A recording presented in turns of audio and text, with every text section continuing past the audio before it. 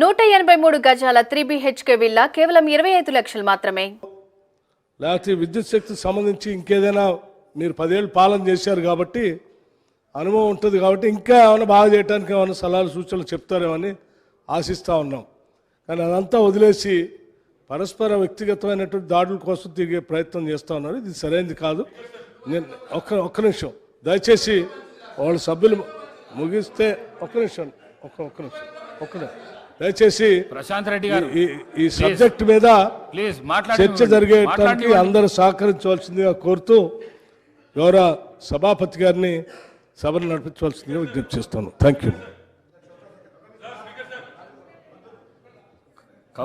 కౌశిక్ రెడ్డి గారు సభా మర్యాదలను కాపాడండి. మీరు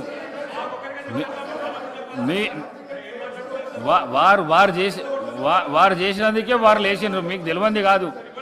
మీరు చాలా సీనియర్ శాసనసభ్యులు. మీరు చాలా సీనియర్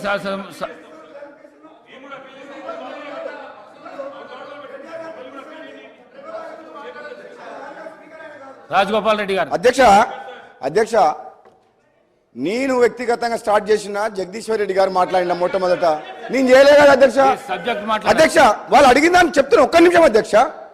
సభలో నన్ను సోదరుని పట్టుకొని ఇద్దరిని పట్టుకొని ఏకవచనంతో ఒక్కసారి ఇద్దరిని ఆయన మంత్రి హోదాలో ఉన్న మనిషి ఆయన ఎంత హుందాగా మాట్లాడిండు వెంకటరెడ్డి గారు.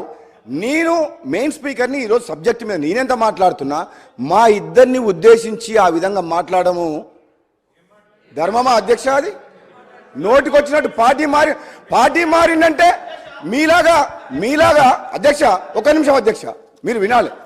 ఇప్పుడు పార్టీ మారినంటే మీలాగా కాంగ్రెస్ పార్టీలో గెలిచిన 12 మంది ఎమ్మెల్యేలను తీసుకొని ప్రజాస్వామ్యాన్ని కూని చేసి ప్రతిపక్షం లేకుండా మీరు చేసిండ్రు. నేను పార్టీ మారితే నా పార్టీకి పదవికి రాజీనామా చేసి మారినా. మీలాగా దొంగ పని చేయలేదు, లంగ పని చేయలేదు. నేను ఏం పని చేసినా రాజీనామా చేసి పదవికి రాజీనామా చేసిపోయిన అధ్యక్ష ఒక్క నిమిషం దయచేసి అన్ని పక్షాల వారు అధ్యక్ష నా మీద వాళ్ళు దాడి చేస్తే ఊరుకునేది లేదు. వాళ్ళు ఇంకా ఒక భ్రమలో ఉన్నది మా ప్రభుత్వం ఉన్నదని చెప్పి ఖబర్దార్ చెప్తున్నా. మీరు జాగ్రత్తగా ఉండండి. మీరు చెప్తున్నా అడ్డగోలుగా మాట్లాడితే ఊరుకునేది లేదు అధ్యక్ష. అడ్డగోలుగా మాట్లాడితే ఊరుకునేది లేదు. 10 ఏళ్ల పాటు భరించడం, వాళ్ళ 10 ఏళ్ల పాపాలను ఎండగట్టి వాళ్ళు తీసిన అవినీతిని బయటికి తీసుకొచ్చి వాళ్ళ ప్రజలు సమాధానం చెప్తారు అధ్యక్ష. నేను చెప్తున్నా ఈయన అప్పులు చేసినామని అంటుండు. విద్యుత్ సంస్థలు అప్పులు చేసినామని అంటుండు. తప్పు లేదు.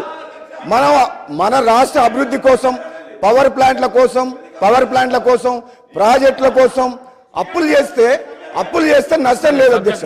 నష్టం లేదు. రాష్ట్ర అభివృద్ధి కోసం ప్రజల సంక్షేమం కోసం మన ఇన్ఫ్రాస్ట్రక్చర్ క్రియేట్ చేసేందుకు, ఇరిగేషన్ ప్రాజెక్ట్ చేసేందుకు, పవర్ ప్లాంట్ పెడుతేందుకు అప్పులు చేస్తే తప్పులేదు.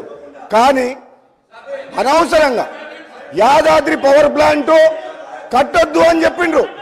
అది 7 రూపాయలకు 8 రూపాయలకు ఒక యూనిట్ ధర వస్తుంది Yadadri power plant. Kaleshwaram project వద్దు అని చెప్పిండ్రు. అనవసరంగా మిగులు బడ్జెట్తో ఉన్న రాష్ట్రాన్ని అప్పులు చేసి రాష్ట్రాన్ని అప్పుల పాలు చేసింది. నిజంగా వీళ్ళు వేరే రాష్ట్రాలతో పోలుస్తారు అధ్యక్ష. మన రాష్ట్ర పరిస్థితి వేరు. మనకు మిగులు బడ్జెట్ తోటి ఉన్న రాష్ట్రం సోనియా గాంధీ తెలంగాణ పార్టీ ఇచ్చింది. అయితే కాంగ్రెస్ పార్టీ తెలంగాణ ఇచ్చినప్పుడు ఎట్లుండే మిగులు బడ్జెట్ ఉండే. మన అప్పులు ఎందుకు చేశారు అధ్యక్ష? అప్పులు చేయాల్సిన అవసరం ఏముంది? మనకు హైదరాబాద్ నగరంలో బోలెడంత ఆదాయం వస్తుంది.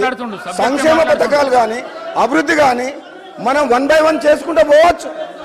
కానీ కేవలం కమిషన్ల కోసం, కాంట్రాక్టర్ల కోసం ప్రాజెక్టులు కట్టిన చరిత్ర వీళ్ళది అధ్యక్ష. అప్పులు ప్రజల కోసం అప్పులు చేయలే, అభివృద్ధి కోసం అప్పులు చేయలే.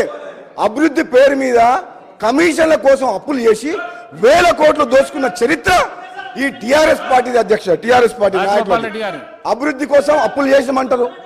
అభివృద్ధి కోసం అప్పులు చేస్తే పోతపోయి ఎవరిని బెదిరిస్తుండ్రు అధ్యక్ష? నేను చెప్తున్నా అధ్యక్ష, జగదీశ్వర్ రెడ్డి వీళ్ళు ఇట్లా డిస్టర్బ్ చేస్తే రెడ్డి గారు మాట్లాడండి. మీరు మాట్లాడండి. ఒక్క నిమిషం. జగదీశ్వర్ రెడ్డి గారు మాట్లాడండి.